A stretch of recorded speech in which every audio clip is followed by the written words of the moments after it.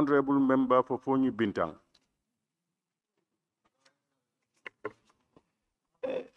Thank you, Honorable Speaker. And I need to use this opportunity to thank the Special Select Committee who are tasked to investigate on the matter under the leadership of Honorable Member for All Yundum. Honorable Speaker, I must confess that I was truly impressed, especially when they started arresting. That was the best part of the commission for me. And that is necessary because we require accountability and we want people to testify to the truth. So we thank you, and you are not alone, you were not alone, and you will not be alone. In this process, fighting for justice is a responsibility upon all of us. Going further, on the same opportunity, I want to use to thank Mustafa Dabo for investigating as a sincere citizen of this country, that the country belongs to us, and we as youth of this nation must take full responsibility. And we will not allow anybody to come and destroy our country while we are still alive. And as we take it up as a property that belongs to all of us. And we are not letting go of this country for anybody. That should be known to everybody. Secondly, the team gala. I want to reaffirm the stand of the young people of this nation, that undoubtedly that we are not abandoning this nation, and we will be here. If anybody thinks that you are going to make fun of the economy of this nation, you are making fun. And let me tell you, a day is coming, a day is coming, the day is coming, and the day is closer. And nobody can distract us, nobody can stop that day from coming. Going direct to the report. Honorable Speaker, I want us to go to various pages of the report, starting with. To start with page 68, I think this Abubakar Badin was very, very lucky to get a vehicle for $5,000 in this very country.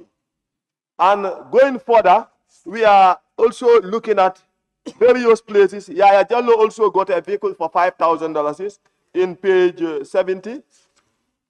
And also, I think this man, Mickey Seka, is the luckiest. He got a vehicle for $4,000 in this very country. Even one tire of a vehicle, you cannot sell it for $4,000. And these were hungry people. They were hungry because a government left, another government came occupied by scammers, and they were in a position to scam a nation. They were like hungry wolves that came howling onto the wealth of the nation. Honorable Speaker, sad it was. And this was the hope of a nation. And this was a point where they could have corrected every wrong that they believe was done. But instead, they said it is an opportunity as is our time. And injustice became the order of the day. Honorable Speaker, a vehicle, even my tire, the tires of my vehicle, one tire costs more than $5,000. You are selling a whole vehicle. Even if you are to sell the metal or whatever. Even when you talk about the steering wheel and everything, it's far more expensive than this. $4,000 for a vehicle. We should tell other parts of the world not to be selling vehicles and let them come and buy it here. Because you cannot understand. Consent cannot allow it. And consent of somebody who reasons well can never allow it. And this was a commission that was set to investigate onto injustice that was said to have been done at the time. Sad it is. Very, very sad. Honorable Speaker, I want to draw the attention of the National Assembly to the page which my comrade brother, Honorable Cisse Kiangwes, was quoting. Is it 155? I think it's 155. I want to draw the attention of the Assembly to page 155. Let's all of us go there and see. Yes, we are going to see soon. Okay. The Honorable Member for Tumanna asks what is there. Honorable Member for Tumanna, it says, number 2, the committee recommended that the Honorable Attorney General and the Minister for Justice, Honorable Dauda Jallo, be reprimanded. What reprimand are we talking about? He should be sacked immediately. And we should come up with strong resolution. And this man reprimanded is still the Minister of Justice. And going further, for perpetuating and violating unlawful administrative arrangement established by his predecessor. The predecessor, Batambid.